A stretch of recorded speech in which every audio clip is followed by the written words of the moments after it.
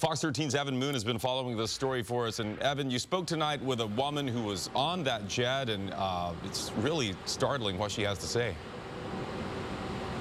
Hi, Chris. Yeah, it was. She was on the flight with most of her family. She had a window seat, and she said when she saw how close the descent got to the ground, she actually thought she might die. We heard her story tonight, and we also stepped inside a 737 flight simulator to see exactly what pilots would have seen and heard when they got to that altitude.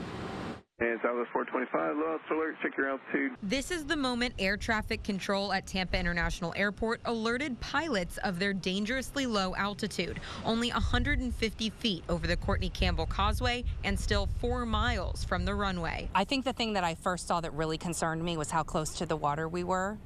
I didn't know at the time that we were flying necessarily east, but I knew that Tampa Bay was way too close to us, and that was my big red flag. We were just low to the water and then high and then low. Oh my God. The plane should have been about 1,600 feet up. And I literally was thinking, I need to let my husband know how I'm going to die today. So I started videotaping just to try to understand what was happening. To understand just how low this jet was, I sat inside the cockpit of a 737 plane simulator. You can see how low. We flew the same path these pilots did, right above the Courtney Campbell Causeway. You can see the cars.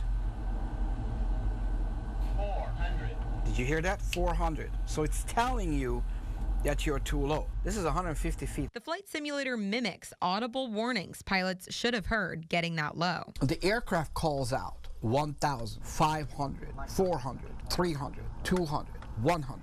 So you know what your altitude is. Having said that, inclement weather can throw you off. Things can happen. A million things can happen, why that is. But being over the Courtney Campbell Causeway, 150 feet over the bridge, that's a little bit off by all imagination. Now, this isn't the first time this has happened. There's been 2 other Southwest flights just in the last couple of months who have also had scary descents too close to the ground in New York and Oklahoma. Now, Southwest issued a statement saying they are in contact with the FAA to try to address any irregularities. Now, the FAA will likely come out with an initial report on what happened in a few months. It was in your 10 o'clock report, I believe, where the woman there relayed that the pilot came over the intercom and told them calmly that, because of the rough landing conditions at the time, they're low on fuel, so they're going to go to Fort Lauderdale. I mean, if you're running out of gas, Fort Lauderdale doesn't seem like the logical place to go refuel.